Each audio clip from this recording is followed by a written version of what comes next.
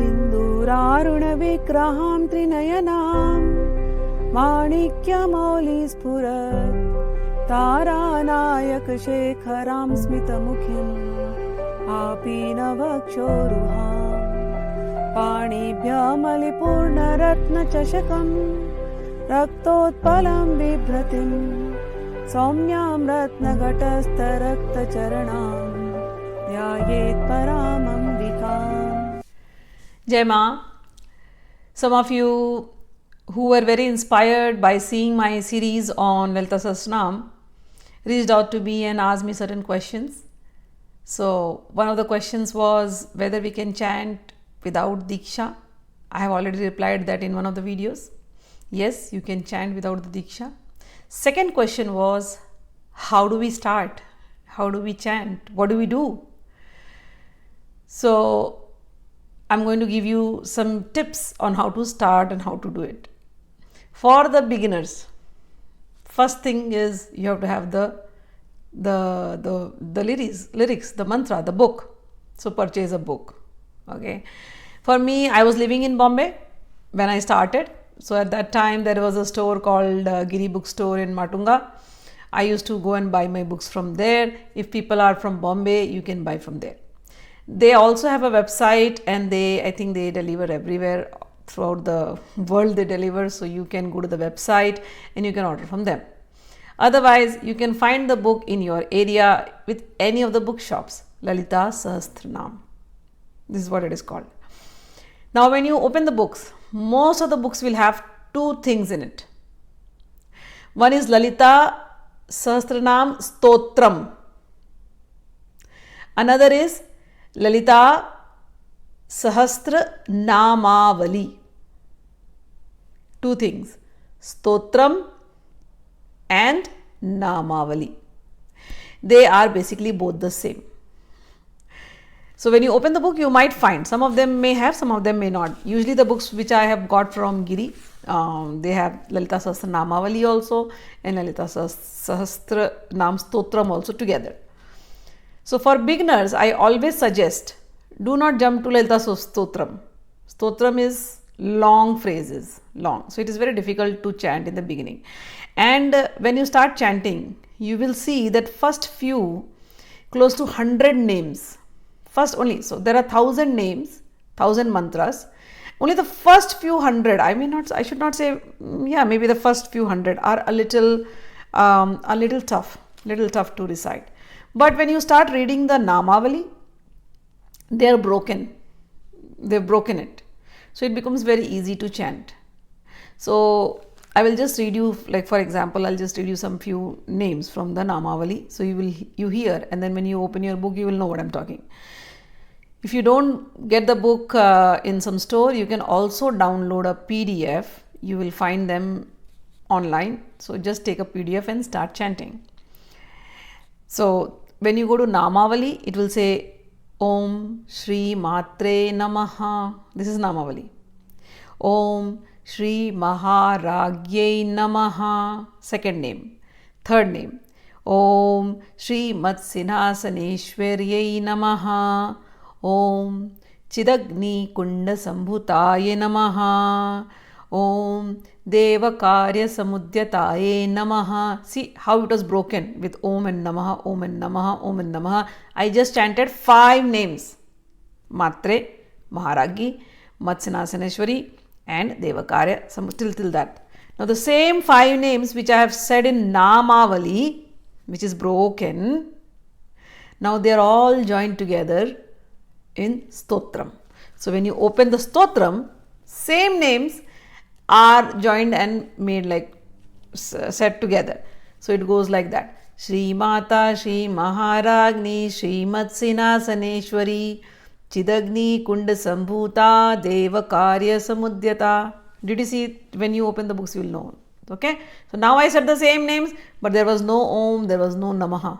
I just said it all together. So that's how the Stotram goes. And in Namavali, the same Stotram is broken into separate names. Like I will read the second line. See, I am reading the second line from Stotram.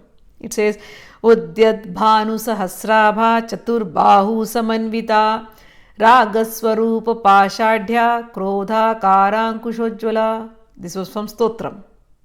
Now, when you break it and you go to the Namavali, you read from the Namavali. In the Namavali, you will see the same names. It says, Om Udyat Bhanu Sahasrabhaya Namaha. Same names. Om Chaturbahu Samanvitayai Namaha. Ragaswarupa Pashadhyayai Namaha. Krodhakarankushojjvalayai Namaha. So, when you come to the essence, what I am trying to say is, the Stotram and the Namavali are the same. Only thing is, Namavali is broken into separate names. And as a beginner, I always advise to start chanting the Namavali, the names. What you should do to say the Namavali? First, put a nice picture of Lalita Maa. Put a big picture of Lalita Maa so that you can see her face and she can see you. Don't put a small picture, you can't even see where she is. No. You should have a good picture where you can see her. And then you sit in front of her. How will you sit? You have to put a good asana.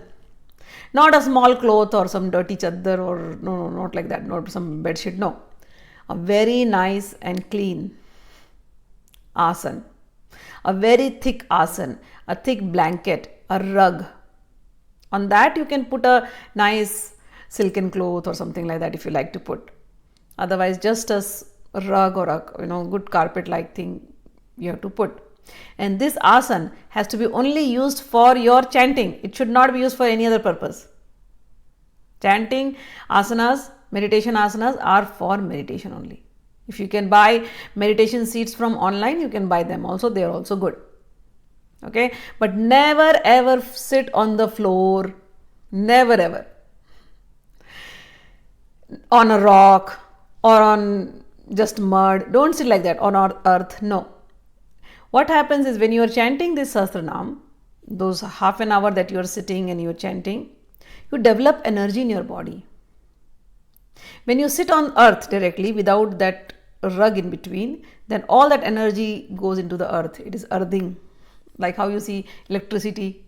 We have those electric lines, right? We have 3 wires. One is positive wire, one is negative wire, and one wire is earthing. And the earthing, what it does, it takes the electricity, puts it in the earth, right? And that's why we don't get shocked.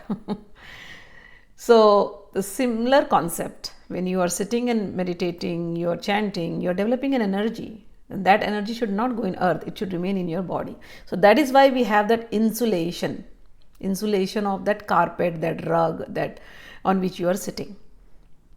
So that energy only stays in your whole body. Okay. So this is very important thing.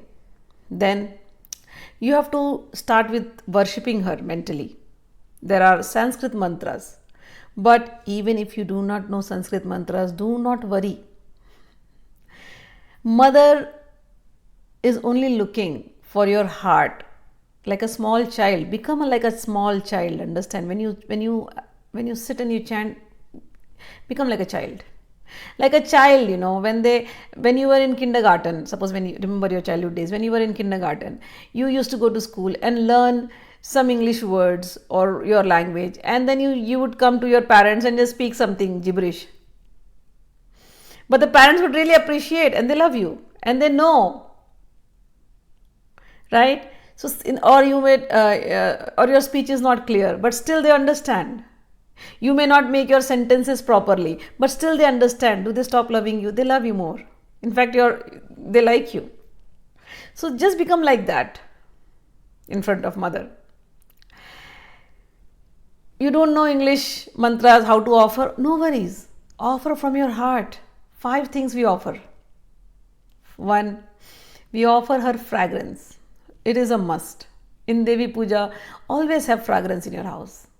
You can take the spray fragrance or you can have attar, anything. So you can have all that. Fragrances of different flowers, kevada, rose, champaka, wildflowers, jasmine, mogra, all these essences you can have and offer it to Devi Maa. She likes it. And offer it to yourself also. Okay. So fragrance is very important. Incense, yes, it's very important. Lamp is very important. Some people have allergies to incense, agarbatti. You can also have lighted candles. No problem. The smell, the aroma, aromatherapy, that aroma has to be there in the while you are chanting. It helps cool down the smell, the fragrance helps cool down your nerves while you are chanting. That is why any good scented candle is also okay if you do not if you can't light an incense. So this I said, lamp is there, and then you always offer some naivedyam. So for naivedyam, it can be good cooked food, or it can be dry fruits, it can be fruits, whatever you feel like offering, milk, juices, anything can be offered. Now there are a lot of things in Falashruti. I'll make another video and then you will understand so many things can be offered to mother. So all of that you offer. Then so you offered incense, fragrance, lamp, naivedyam, bhog, and you offer her water. All Devi pujas or any pujas that you do, make it a rule to offer water. That water, when we are chanting, we are not only energizing ourselves, we are energizing the water, we are energizing the entire area. So that water is very important. After the puja, you take that water, you drink it, you sprinkle it in your house, you offer it as prasad, you can use it for your plants. That water is full of Maa's energy. So water is necessary. Now comes the chanting part. So for chanting, what you do is you take one plate in which you will keep some flowers and take some rice which is colored in yellow. You can color it with turmeric or some saffron, like sprinkle some water and the rice will get colored. Raw rice, not cooked rice, raw rice, preferably unbroken rice. Okay. And or if you don't want to take rice, if you don't want to have flowers, you can just take kumkum, and with the kumkum you will do archana. So how do we do archana? You take another plate. One plate is having kumkum and one plate is empty and it is in front of Maa, and then you start chanting the names. So with every name you will take one pinch of the kumkum, offer it in the empty plate. So like first name will be Om Shri Matre Namaha. You took one pinch of kumkum, offered it into the other plate. If you have a yantra, Shri yantra at home, well and good. Put the Shri yantra in that plate and offer it to Shri yantra. If you don't have the Shri yantra, then you will have to offer it in the plate thinking that it is going to mother's feet. Okay. So take a pinch of. So dip your hand in the kumkum. Om Shri Matre Namaha. Om Shri Maharajyai Namaha. Om Shri Matsinasaneshwarai Namaha. Om Devakara Samudyataye Namaha. All this which I said, you can also offer flower petals. Take one petal, rose petal, and keep offering. You can offer lotuses, you can offer mogra, you can offer dry fruits. It's all written in the Falashruti when you say. You can I said kumkum. You can, if you don't want kumkum, you can have some raisins, thousands of raisins. Okay, 1,000 raisins. For every name you are offering one raisin. Take one raisin. Om Shri Matre Namaha. Om Shri Maharajya Namaha. You can have thousands of cashews. Om Shri Matre Namaha. Om Shri Maharajya Namaha. This is how you do the archana daily. So by practicing like this, every name 1,000 times, you will be able to start chanting the stotra. Now, first anushtan that you do as a beginner, you must aim to chant this entire thing for 125 times, 1 to 5. So every day if you chant one time, then it will take you 125 days to finish it. Write it down every day, how much you have, basically you count it down. If you chant say 2 times a day, say if you chant in the morning and in the evening one time, so in a day you chant it twice, so it will take you around say 60 days, 62 days to finish the entire thing for 125 times. Say if you are chanting 3 times a day, say if you are chanting 4 times a day, then make a note of it, and when you finish 125 times, that is one anushthan, one little anushthan that you have completed. After every chanting, the leftover rice, if you are doing the archana with rice, that rice can be cooked, used as prasad. The water, as I said, you can consume it, give it as prasad, sprinkle in the house, sprinkle in the backyard, give it to your plants, give it to your animals, that's all. The nuts, if you have done the archana with the nuts, save it in bottles. Use it as prasad to give it to others when they come to your home. Okay, always whenever somebody comes to your home, make it a practice to give them some prasadam. Okay, so this is how you consume and you distribute. So that happened with that. Now, what I was saying, the names, when you chant the 1000 names every day, in the beginning you may take first few days, it might be 1 hour, slowly it will go to 45 minutes, and once you get the practice, you will see that you are able to finish within 20 to 25 minutes.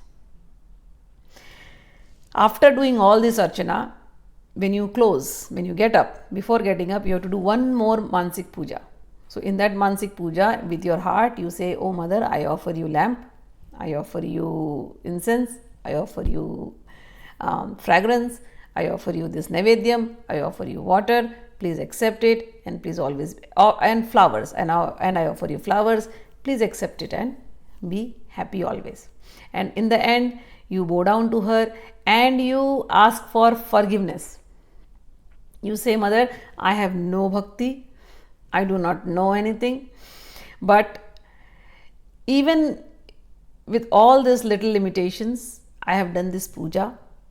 Please accept it and please forgive us for all the mistakes that I might have done during the chanting." And with that faith, you surrender it. You have this feeling in your mind and you surrender it to her right hand, and the puja is over.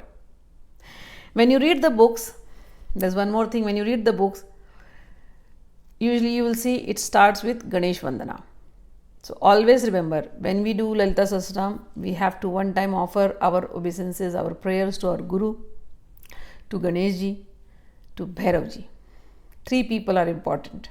You can, if you don't know the mantras, don't worry. Just from your heart, I bow to you all, I pray to you all. Please bless us while I am doing this chanting, and give all your blessings, and let my chanting become easy. That's it. And then you offer them flower, incense, lamp, same thing, whatever you offer to Devi, all the 5 things. So these 3 people, before chanting the puja, you pray to them, and in the end of the puja also, you pray to them for giving you blessings. So this is what it is. And in the end, I'll just end it up. So this is the whole puja. In the end, I will end it up with one bhav. Chant with faith. There are some nyasas given. If you don't know nyasa, don't worry. Still start chanting.